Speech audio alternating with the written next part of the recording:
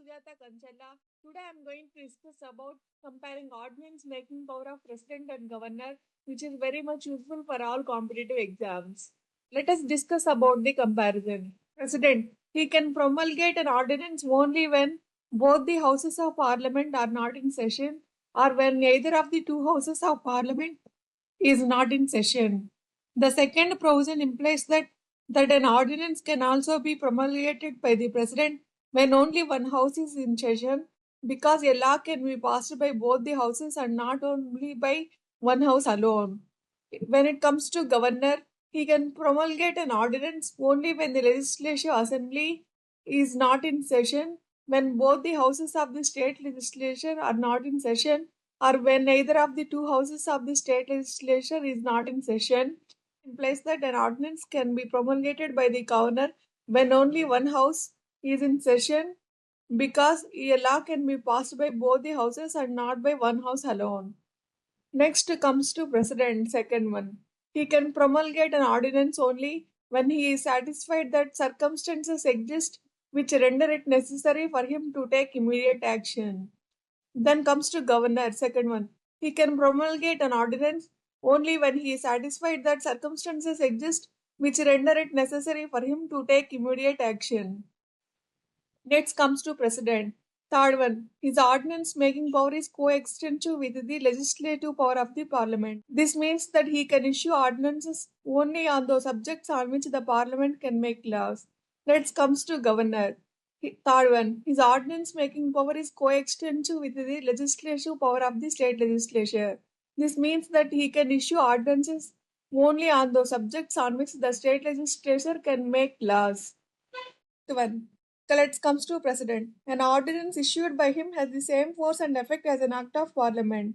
Next comes to governor. Fourth one. An ordinance issued by him has the same force and effect as an act of the state legislature. Next, president. Let's discuss about fifth point. An ordinance issued by him is subject to the same limitations as an act of parliament. This means that an ordinance issued by him will be invalid to the extent it makes any provision which the parliament cannot make. Next comes to governor, fifth one. An ordinance issued by him is subject to the same limitations as an act of the state legislature. This means that an ordinance issued by him will be invalid to the extent it makes any provision which the state legislature cannot make. Comes to president, let us discuss about sixth one. He can withdraw an ordinance at any time. Comes to governor, sixth one. He can withdraw an ordinance at any time. Then comes to president, seventh one. His ordinance making power is not a discretionary power. This means that he can promulgate or withdraw an ordinance only on the advice of the Council of Ministers headed by the Prime Minister. Next comes to governor, seventh one. His ordinance making power is not a discretionary power. This means that he can promulgate or withdraw an ordinance only on the advice of the Council of Ministers headed by the Chief Minister. Let's discuss about President. Eighth point. An ordinance issued by him should be laid before both the houses of parliament when it reassembles. Next comes to governor. Eighth point. An ordinance issued by him should be laid before the legislative assembly or both the houses of the state legislature when it reassembles. Ninth one. President. An ordinance issued by him ceases to operate on the expiry of 6 weeks from the reassembly of parliament. It may cease to operate even earlier than the prescribed 6 weeks if both the houses of parliament passes resolutions disapproving it.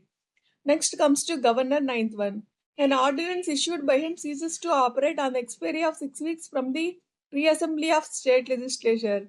It may cease to operate even earlier than the prescribed 6 weeks if a resolution disapproving it is passed by the legislative assembly and agreed to by the legislative council.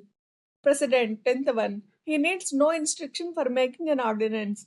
Next comes to governor, final one. He cannot make an ordinance without the instruction from the president in 3 cases. First case, if a bill containing the same provisions would have required the previous sanction of the president for its introduction into the state legislature. Second one, if he would have deemed it necessary to reserve a bill containing the same provisions for the consideration of the president. Third one, if an act of state legislature containing the same provisions would have been invalid without receiving the president's assent. Thank you. If you like this video, please share, subscribe, comment and give suggestions.